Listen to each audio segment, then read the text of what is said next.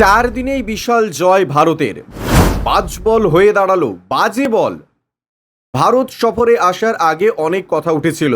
Bazball নিয়ে আতঙ্ক ধরানোর পরিকল্পনা ছিল ইংল্যান্ডের। ব্র্যান্ডন ম্যাককালাম কোচ এবং বেন স্টোকেসের টেস্টে নেতৃত্বের দায়িত্ব নিতেই বাজবল শুরু হয়, কিন্তু এই সিরিজে এখনও অবধি বাজবল কাজ করছিল না।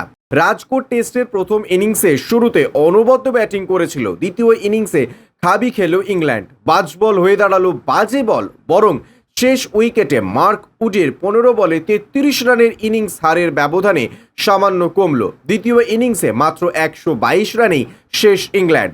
434 রানের বিশাল জয় ভারতের। সিরিজে 2-1 এগিয়ে গেলেন রোহিতরা। ইংল্যান্ড শিবিরের একটি দাবি বারবার করে, বোর্ড যত বড়ই টার্গেট থাকুক তারা জয়ের জন্য ঝাঁপাবে। যদিও দ্বিতীয় ইনিংসে ইংল্যান্ডের ব্যাটিং তাগিদ অবশ্য তাদেরকে অবাক করেছিল।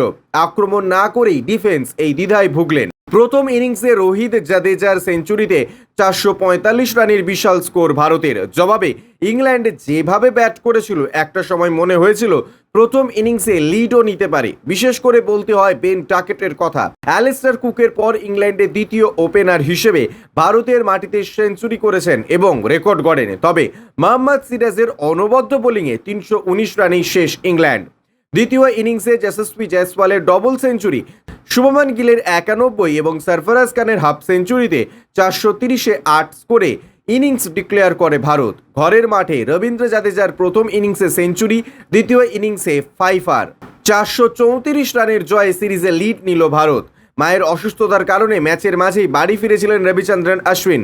বাড়ির সমস্যা কিছুটা মিটিয়েই দলের সঙ্গে যোগ দেন। দ্বিতীয় ইনিংসে মাত্র 6 ওভারে বোলিংয়ের সুযোগ পেলেন তিনি। 3টে মেডেন সহ 19 রান দিয়ে 1 উইকেটও নিলেন Ashwin. Bureau report, UJ news.